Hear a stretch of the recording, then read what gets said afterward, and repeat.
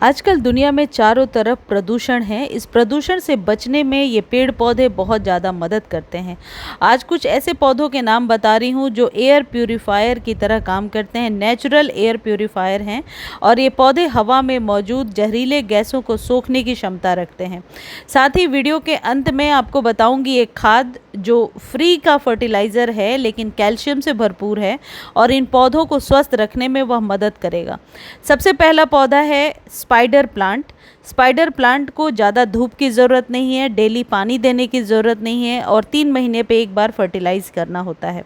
छोटे कंटेनर में hanging basket में बहुत अच्छे से लग जाता है और इसी के साथ आप लगा सकते हैं ये इंग्लिश आइवी का पौधा।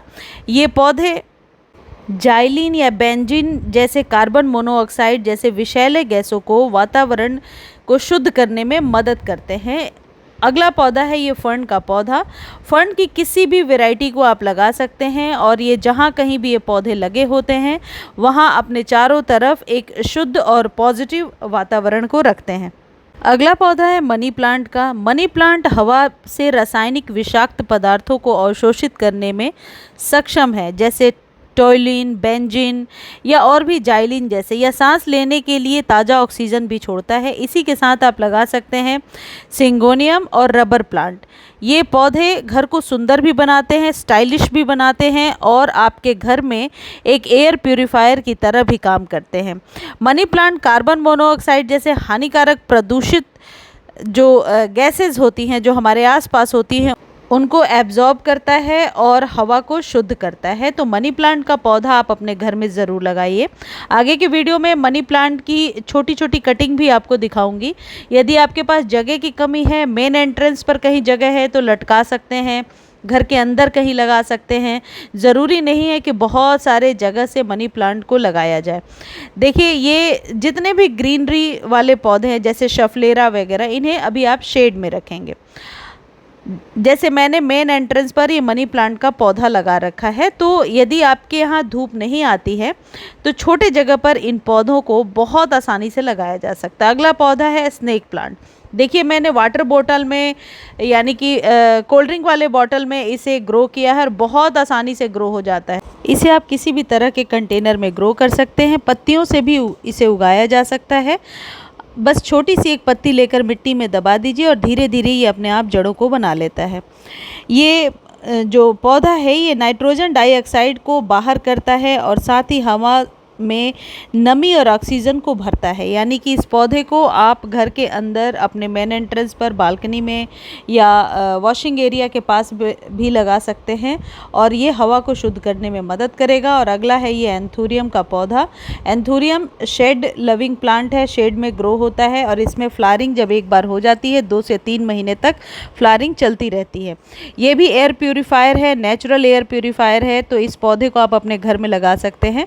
ये पौधे थोड़े से कॉस्टली आते हैं, 200 रुपीज़ तक में आपको नर्सरी से मिलेंगे, लेकिन एक बार जब इन्हें लेकर आप घर आते हैं इससे रूट्स को डिवाइड करके बहुत सारे प्लांट्स बना सकते हैं। इस पर वीडियोस ऑलरेडी सेपरेट वीडियो में शेयर कर चुकी हूँ। अगला पौधा है सिंगोनियम का। इसे भी मनी प्लांट की तरह ही ग्रो करना होता है और ये भी मनी प्लांट की तरह ही अपने रिक्वायरमेंट्स को दिखाता है, यानी कि पानी कम चाहिए और इसे हर एक 1-1.5 महीने पर आप फर्टिलाइज़ कीजिए और शेड में रखिए।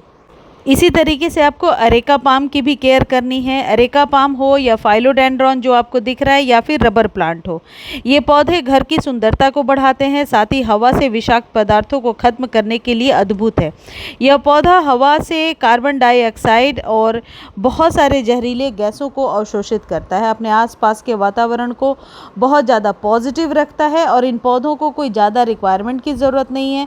ऐसा नहीं कि इनकी नीड बहुत ज़्यादा है। यदि आप ऑफिस जाते हैं, आपके पास समय की कमी है, तो इन पौधों को आप अपने घर में ज़रूर लगाइए।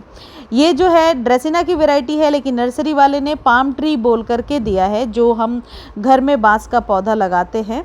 चाइनीज़ बाम्बू जो हम पानी में लगाते हैं वो बोलकर दिया है, यानी पाम ट्री या बांस का कोई भी पौधा आप लगा सकते हैं। अब आपको करना क्या है, चावल बनाने के पहले जब हम उसे धोते हैं और उससे जो पानी निकलता है उसी के पानी को आप इसके जड़ों में वीक में 3 बार डाला कीजिए और आप देखिए आपके पौधे गर्मियों में एकदम स्वस्थ रहेंगे। आप चाहें तो इससे स्प्रे भी कर सकते हैं। चावल के पानी में मौजूद कैल्शियम आपके पौधे को स्वस्थ रखने में मदद करता है। मैं फिर से रिपीट कर देती हूँ, ये माड़ नहीं है, कुक्ड चावल का पानी नहीं है। चावल को बनाने के पहले जब हम वॉश करते हैं और जो पानी निकलता है वो हमारे पौधों के लिए वरदान होता है, खासकर गर्मियों में। तो चावल के पानी को इन सभी में आप डालिए और आप देखेंगे ग्रोथ बहुत ही अच्छी हो रही है। मुझे उम्मीद है जानकारी आपको बहुत अच्छी लगी होगी। धन्यवाद।